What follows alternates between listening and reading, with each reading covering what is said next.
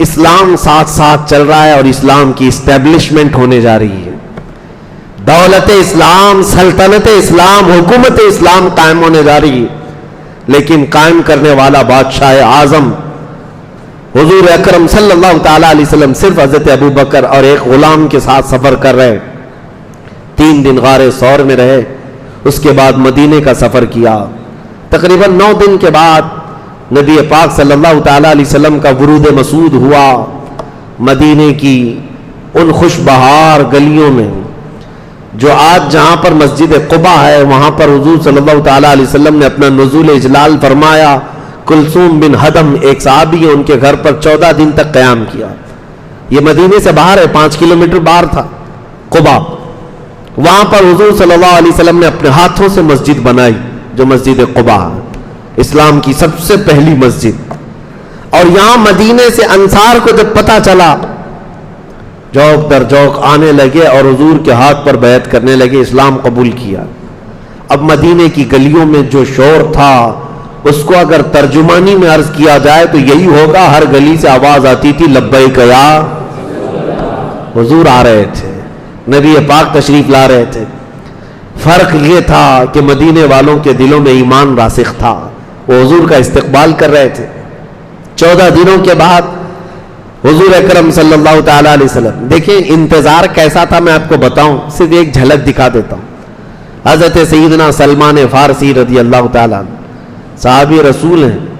ان کی عمر بہت لمبی ہوئی. یہ ایران کے فارس کے رہنے والے تھے. ان کا باپ آگ کا پجاری تھا، آگ کی پوجا کرتا تھا اور ان کو بھی مجبور کرتا تھا. ان کا دل نہیں لگتا تھا. ایک بار یہ کسی کنیسہ سے گزر رہے تھے، گرجا گھر یعنی چرچ، وہاں عیسائیوں کی تعلیم ان کو اچھی لگی. روزانہ جا کے سنتے تھے. تو باپ کو پتا چلا، باپ نے زنجیروں میں باندھ کر رکھ دی.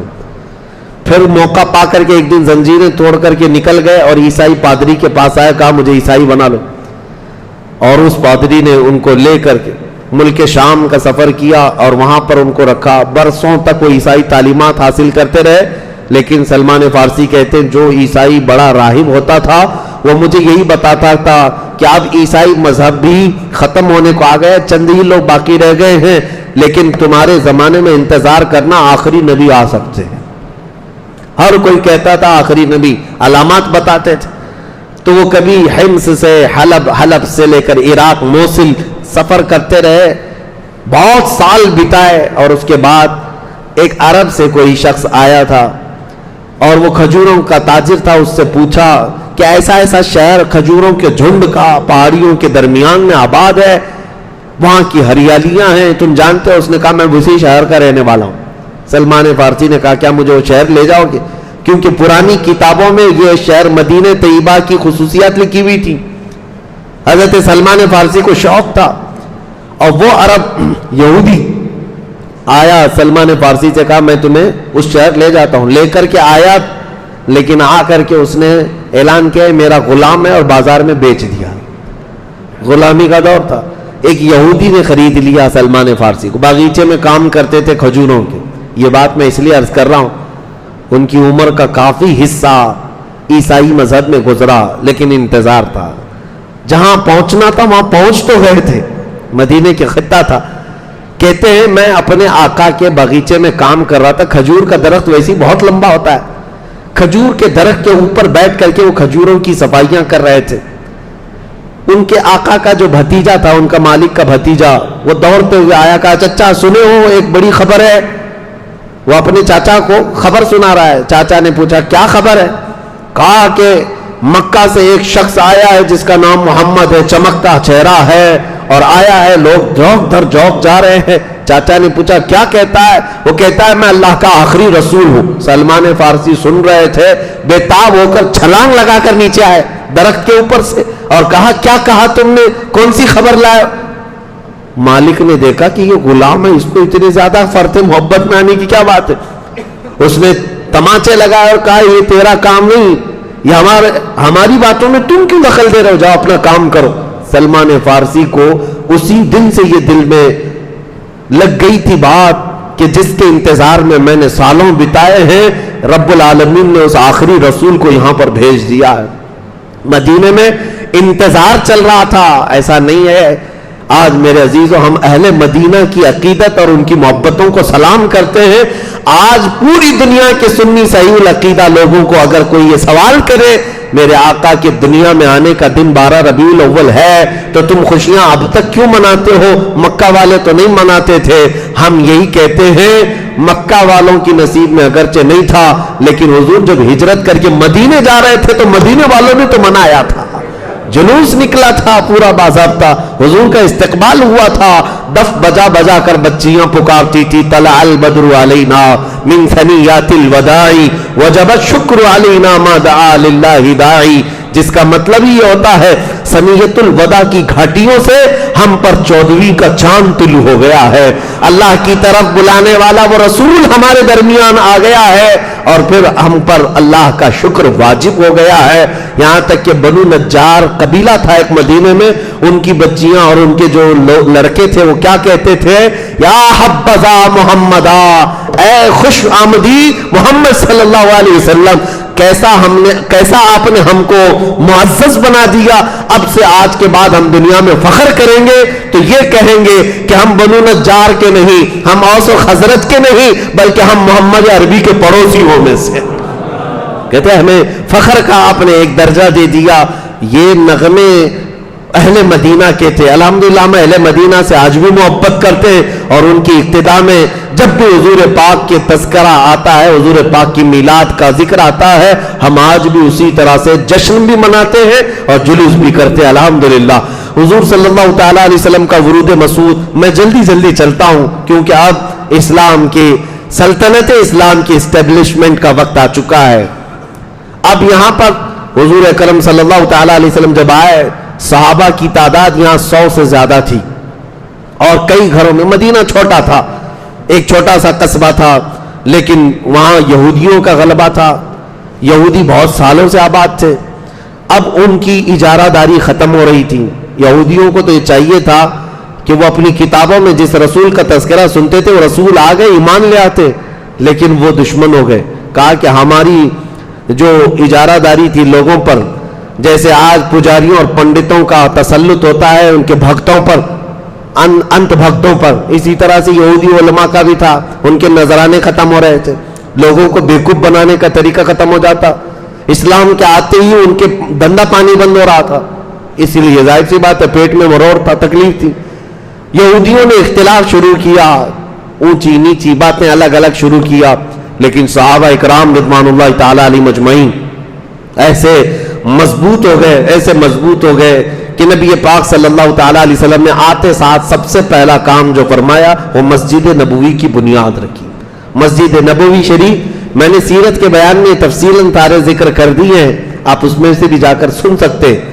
مسجد نبوی کی تعمیر اس لیے بہت اہم ہے کہ مسجد کی بنیاد اسلام کے لیے صرف عبادت گاہ ہی نہیں ہے, بلکہ یہ پوری ایک پارلیمنٹ ہے, یہ پورا ایک نظام چلانے کا مرکز ہے. یہاں پر امیر غریب کا فرق ختم کر کے صفوں میں کھڑا کر دیا جاتا ہے. یہ جگہ درسگاہ بھی ہے, یہ جگہ شفا خانہ بھی ہے. مسجد نبوی کئی کاموں کے لیے استعمال ہوتی تھی.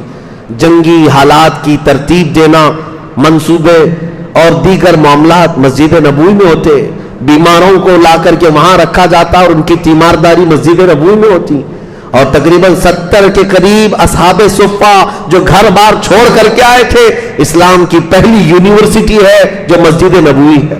آج بھی وہ کٹا موجود ہے, چبوترا موجود ہے, جس پہ اصحاب صفہ بیٹھ کر حضور سے تعلیم حاصل کرتے تھے. مسجد کئی چیزوں کے لیے اہم تھی, مسجد بنایا. اور دوسرا سب سے پہلا کام حضور اکرم صلی اللہ علیہ وسلم نے جو فرمایا عقد مواخات, بھائی چارگی کا رشتہ قائم کیا انصار اور مہاجرین کے درمیان. انصار مدینے کے صحابہ, مہاجرین جو ہجرت کر کے آئے تھے, اور نئے لوگ مدینے میں, ان کے مکانات نہیں تھے, کاروبار نہیں تھا. رسول پاک صلی اللہ علیہ وسلم ایک مہاجر صحابی کو پکڑتے, ایک انصار کو, اور دونوں کا ہاتھ ملا کر کہتے آج سے تم بھائی بھائی ہو. حضور کے فرمان کا وہ ایسا احترام کرتے کہ انصار صحابہ نے جی جان لگا دیا, اپنے مہاجر بھائی کو گھر لے جاتے اور ساری پراپرٹی سامنے رکھتے, میری اتنی جائیداد ہے, اتنے باغیچے, اتنی دکانیں ہیں, آج ان میں سے آدھا میرا ہے اور آدھا تمہارا ہے.